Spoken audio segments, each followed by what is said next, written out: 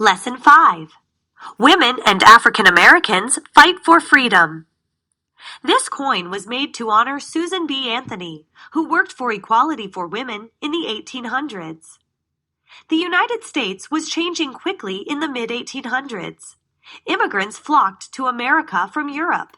An immigrant is a person who moves from one place to live in another. Between 1840 and 1860, millions of immigrants arrived. More than one-third of them came from Ireland. New groups arrive. In Ireland, potatoes were an important food source. In the 1840s, much of the country's potato crop failed to grow.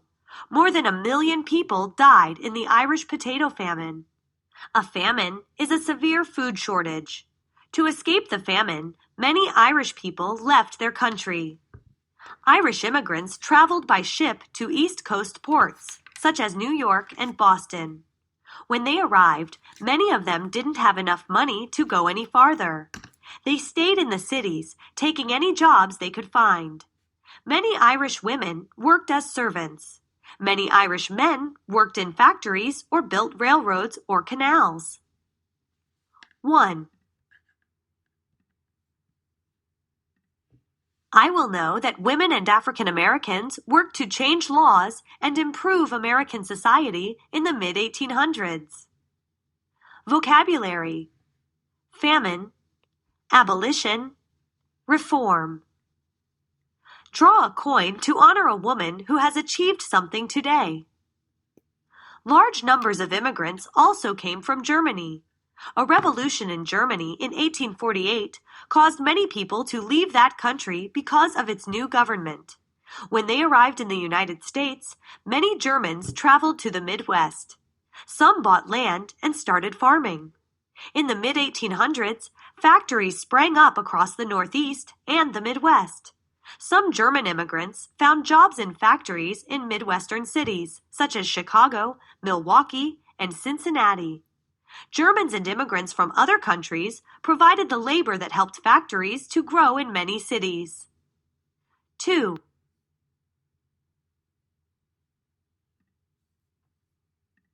Slavery spreads west.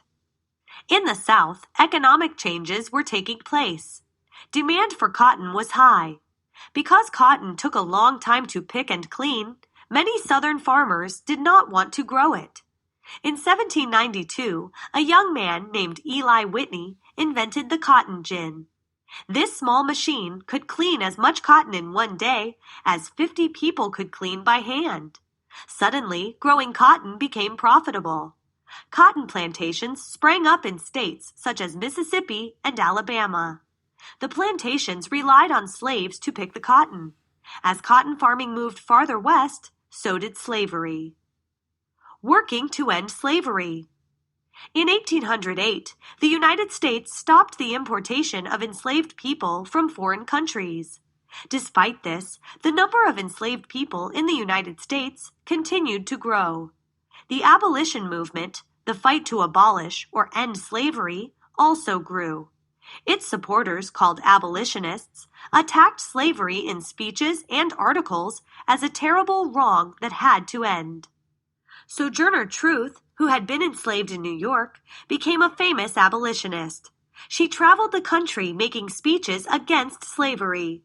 She also spoke in favor of women's rights.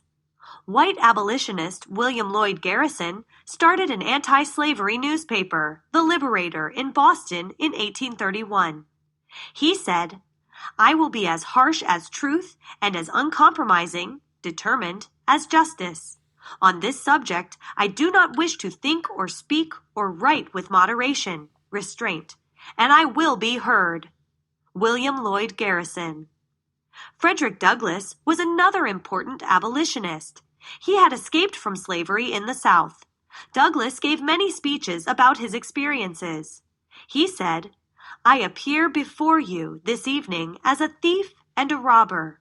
I stole this head, these limbs, this body from my master and ran off with them." Frederick Douglass. As more people realized how badly enslaved people were treated, calls to abolish slavery grew stronger. Abolitionists felt that their efforts to free slaves was linked to the fight for freedom that had begun in the 1770s.